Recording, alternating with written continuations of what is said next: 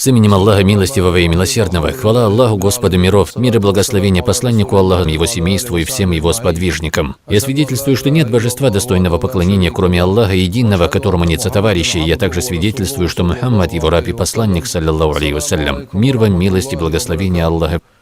Дорогие соотечественники, дорогие мусульмане, враги нашего общества и враги нашей религии сеют среди нас различные смуты. Всевышний Аллах в Коране говорит, смысл: «Не обрекайте самих себя на погибель». Также посланник Аллаха, саллаллаху алейхи вассаляма, сказал, нельзя причинять себе вред и нельзя причинять вред другим.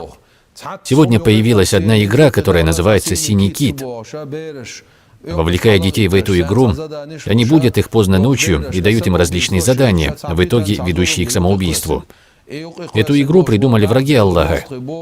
Я призываю вас следить за своими детьми, следить за своей семьей, чтобы они не сидели в интернете и не пользовались телефонами без наблюдения старших. Посланник Аллаха, алейхиссаляту вассалям, сказал, смысл: «Вы все ответственны за тех, кто находится у вас под попечительством, и вы непременно будете спрошены за них в судный день». Дети – это веренное вам Аллахом на хранение, поэтому родители обязаны присматривать за ними, оберегать их, всесторонне заботиться о них, об их здоровье, об их вере и богобоязненности. Мы живем с вами в период времени, когда земля переполнена всевозможными смутами, несправедливостью и преступлениями. Посему оберегайте и заботьтесь о своих детях, огородите их от дурного, будь то сектанты, втыкающие ножи в свои головы, или вредоносные игры. Не разрешайте им свободно пользоваться интернетом, в котором они могут столкнуться со всеми видами зла и смуты. Не обрекайте их на погибель.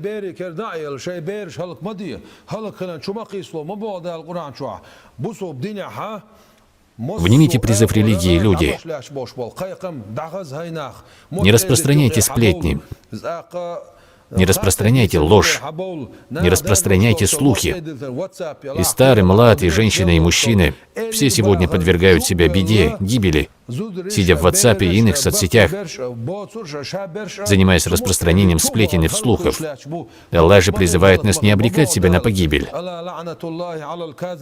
Проклятие Аллаха над лжецами,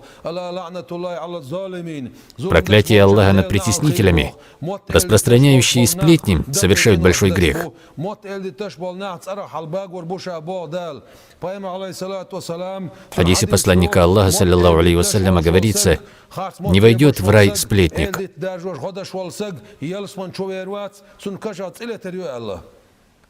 Я призываю вас, мусульмане, оберегайте своих детей, оберегайте своих женщин, оберегайте своих домочадцев. Не будьте равнодушны по отношению к своим соседям, односельчанам и землякам. Не будьте безразличны. Пророк, миром и благословение Аллаха, сказал, что тот, кто не сочувствует и не переживает за мусульман, тот не из нас. Настолько большим грехом считается равнодушие, безразличие, оставление повеления благого и запрещение порицаемого. Кто является ученым и кто не является им, очнитесь. Беда, она для всех. Поэтому Аллах говорит в Священном Коране: «Клянусь предвечерним временем, воистину каждый человек в убытке, кроме тех, которые уверовали, совершали праведные деяния, заповедали друг другу истину и заповедали друг другу терпение». Мы должны верить в Аллаха, совершать праведные деяния, говорить друг другу правду и истину, переживать друг за друга.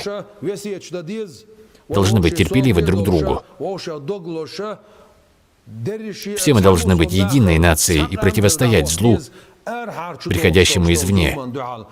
Знаете, что все это зло приходит к нам извне, от людей, враждующих с нашим народом. Да помилует нас Аллах. Мир вам, милость и благословение Аллаха.